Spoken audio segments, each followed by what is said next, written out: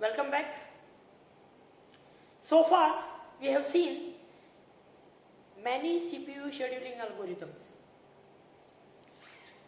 Like one is FCFS algorithm, one is SJF algorithm, then comes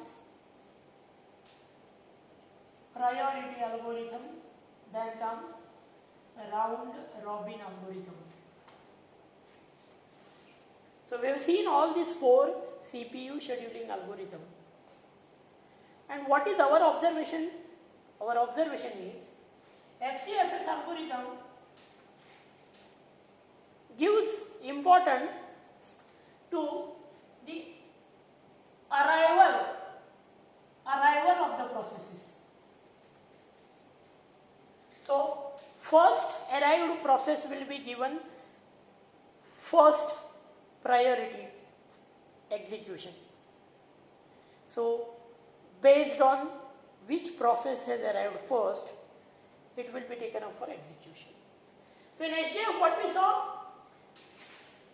In SJF we saw the importance goes to the burst.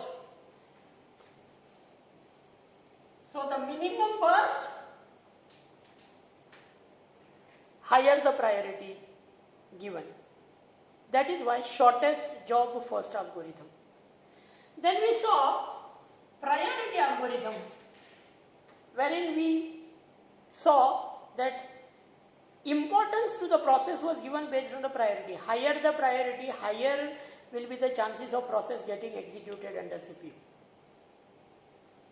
So the importance was given to the priority, and round robin we saw maybe based on arrival, maybe based on priority, we saw all the processes get equal quantum and they are scheduled in round robin fashion. So first P1, suppose if second is P2, the third is P3, once P3 is done, again P1 is taken for execution. That is why round robin execution. So processes are aligned with the arrival time or with the priority, whatever information is given, and they are executed in round robin fashion. So we have seen this all. Now today we are going to study two more algorithms, but before we move ahead, let's discuss that what is wrong with all these algorithms that we have already studied. See, based on the requirement, we do have different algorithms and we can make use of them, but there are few more algorithms which are practically used rather than these algorithms multiple times. So what is the reason? So one thing that we have to remember, and that is whenever there is an application and whenever application is executing, whenever there is an application which is executing, okay, this application will create multiple processes which can be categorized as foreground processes as well as background processes. See, multiple processes are created. Some processes they will be called as foreground processes, some processes background. So foreground processes which are interacting with the user, they are interactive processes. Background processes, they are interacting with the CPU, they are involved in computations, okay. So like batch processes.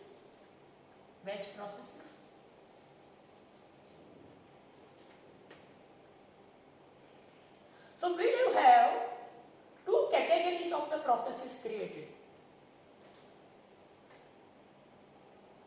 And now what is so important? One thing that we should note is whenever there is an application executing, whenever different processes are getting created, these different processes may be foreground processes, may be background processes. will have different burst, will have different priority. So, whenever there is an application executing, it will give birth to different processes of different types with different burst, with different priority. So, scheduling all the processes using only one particular type of algorithm will be always a problem. Okay, out of suppose say there are 10 processes created, and if you have chosen for FCFS type of execution, if there are 10 processes and if you have chosen them to execute using FCFS scheduling algorithm, it may be okay for 2 to 4 processes, but it may not be okay for remaining 5 to 6 processes. Few processes may feel victimized, few processes may be brought into execution, but they were not completely ready. Few processes may be taken up for execution, but they need more resources, and lot of chaos will happen.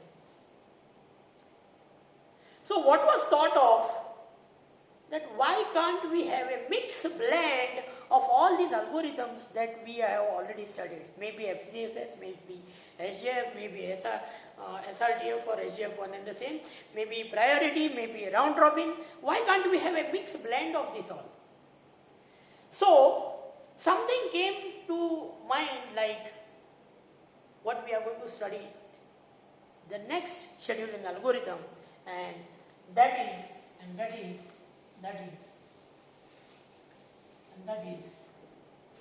a multi-level scheduling algorithm. So people thought, like, can we have a mixed blend of all the algorithms that we have studied so far? Yes. And what was done, like multi-level scheduling algorithm, you will see multiple queues,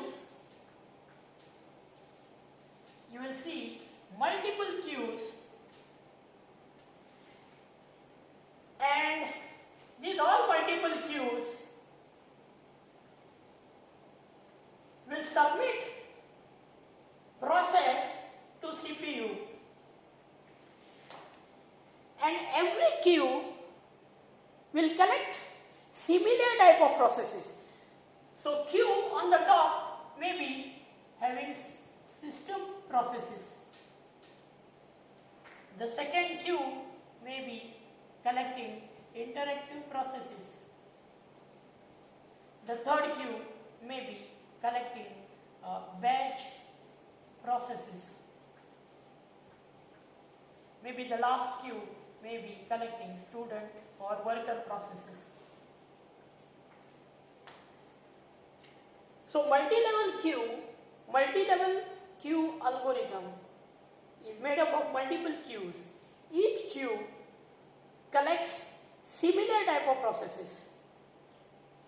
Point number 2, process on the top is considered to have highest priority, whereas process at the queue at the lowest level is considered to have the lowest priority. So we can consider the system process queue is having highest priority, wherein the student process queue is having lowest priority. So now what happens? There is an application that is getting executed. It creates some processes which belong to system category. They are queued in system process queue. Some process which belong to interactive, which are of interactive type, they are queued under interactive process queue, and some processes which are based on the computation, they are collected as batch queue, and some processes which are doing pure computation part, they are clubbed together as a student process. So different processes of different types, they are collected under different queues, and they will be having different priority. The processes which are in system process queue will be having highest priority, and the priority becomes low as you move down from top. So interactive processes have got lower priority than system processes, batch processes again having still lower priority than system and interactive processes, and student processes with the lowest priority.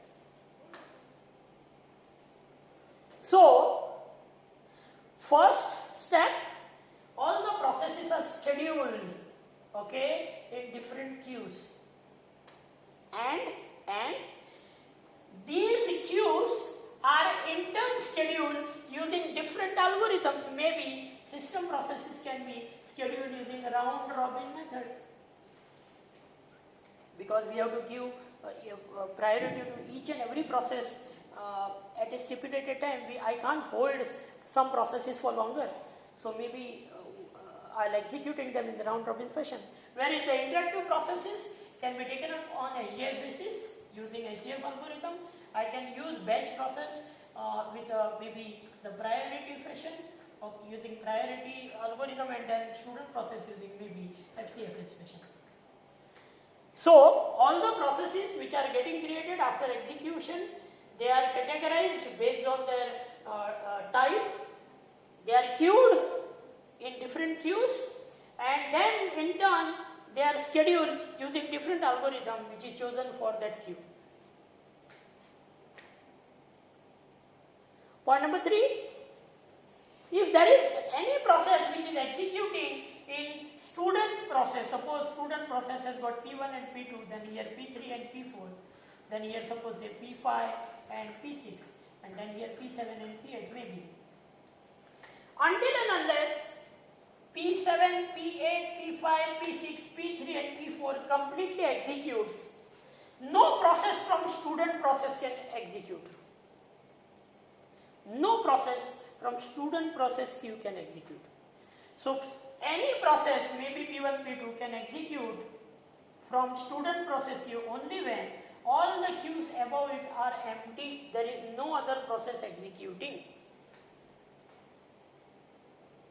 So once P7, P8 is over, then only processes which are there in interactive processes can execute. Once P5, P6 is over, then only processes which are there in batch queue can get executed. Once P3, P4 is over, then only P1, P2 can get executed. Now consider a scenario.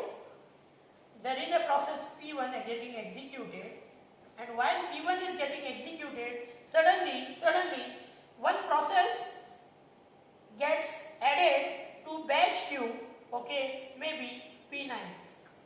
So in this situation, the execution of the P1 which is taking place in CPU will be preempted, it is brought back, and P9 will be taken up for execution. P1 is thrown out and P9 is taken up for execution.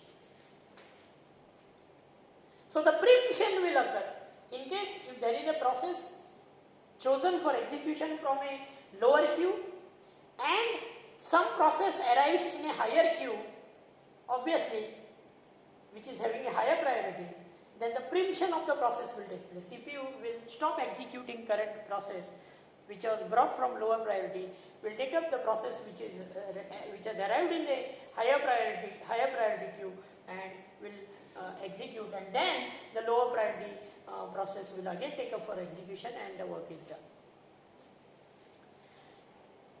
The most important rule we have to remember, once the process is loaded in any one of the queue, it cannot go in any other queue, either from lower to higher or higher to lower. No, movement of process from lower to higher or higher to lower queue is not allowed. Once process gets lodged in any one of the queue, it has to execute from that queue only.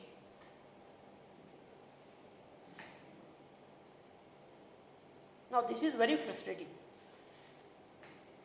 See, it may happen that there is a process which was initially loaded in a batch process queue, and in the middle of the execution the process may update its priority, and maybe that process becomes very important at certain stage and it has to be executed first than the remaining processes.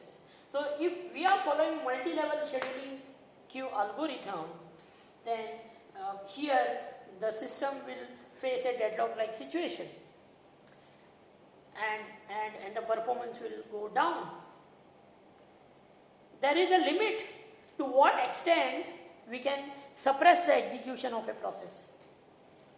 So people thought, can we have this algorithm modified? And there came into picture the modified version of this algorithm, and that is called as multi-level feedback queue algorithm. The same algorithm was modified, okay, to have multiple feedback queue algorithm. And what was done? So what was the modification done? The modification that was done was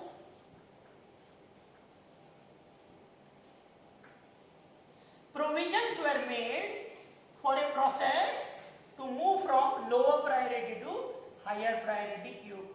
The provisions were made to move from lower priority to higher priority.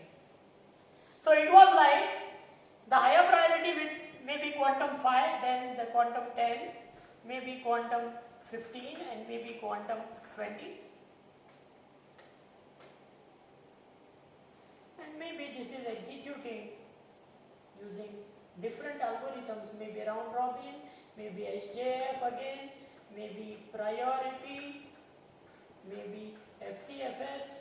So here comes your CPU, and maybe initially the process remains the same. So a phenomenon of aging was considered. The phenomenon of aging was considered. A process which is executing in the lowermost queue, maybe a student process queue,